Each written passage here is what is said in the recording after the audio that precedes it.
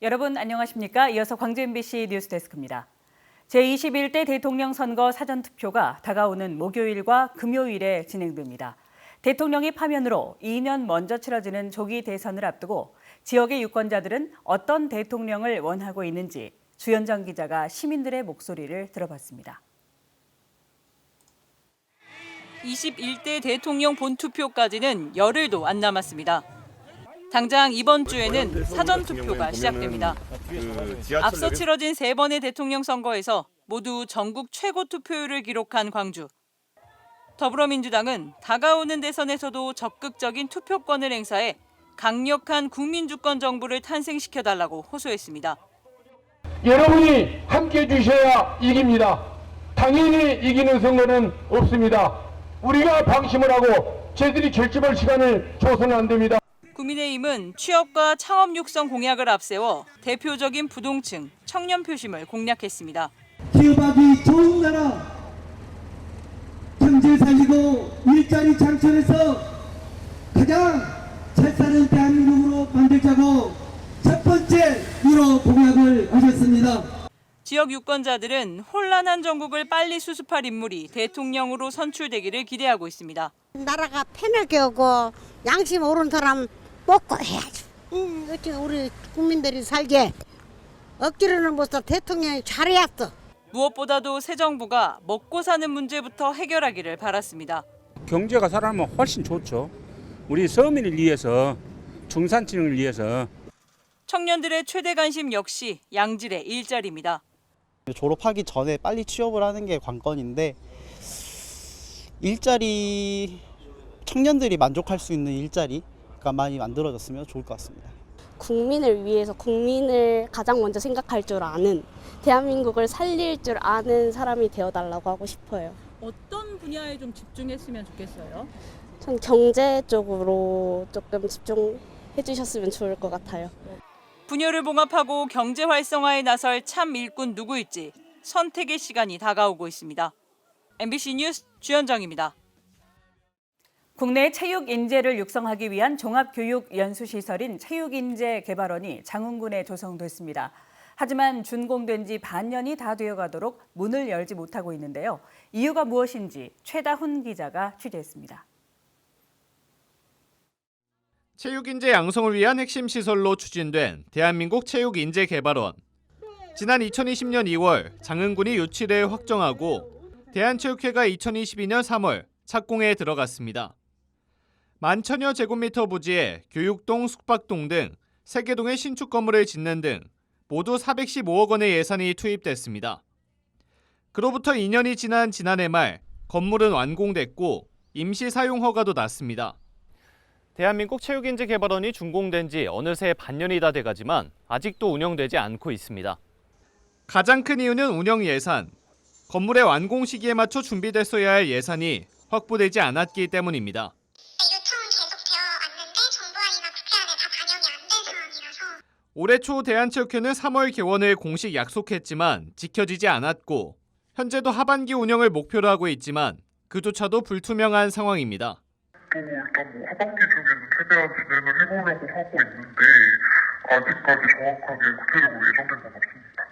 연간 5만 명, 선수부터 스포츠 행정가까지 모든 체육인을 아우르는 인재 육성기관으로 추진된 대한민국 체육인재개발원. 유승민 신임 대한체육회장도 가장 시급한 과제로 강조했지만 운영 시점은 여전히 미지수입니다. MBC 뉴스 최다훈입니다. 일하면서 휴가를 동시에 즐기는 워케이션 장소가 전남의 여러 군데에 있습니다.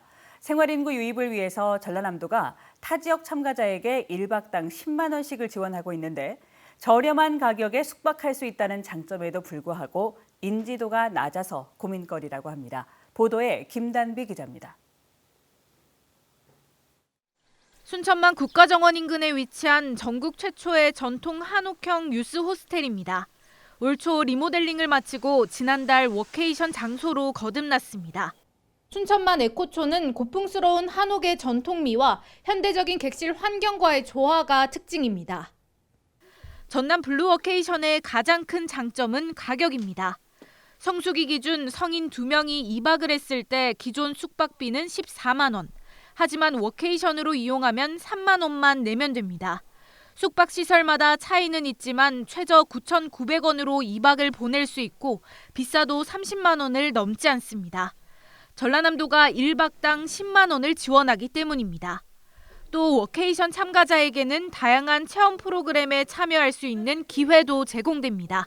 좋아하는 인형 아니면 커피, 화분 같은 거를 이제 가족 단위로 오셔가지고 체험을 하고 있습니다. 가서 단체로 좀 할 때도 있고.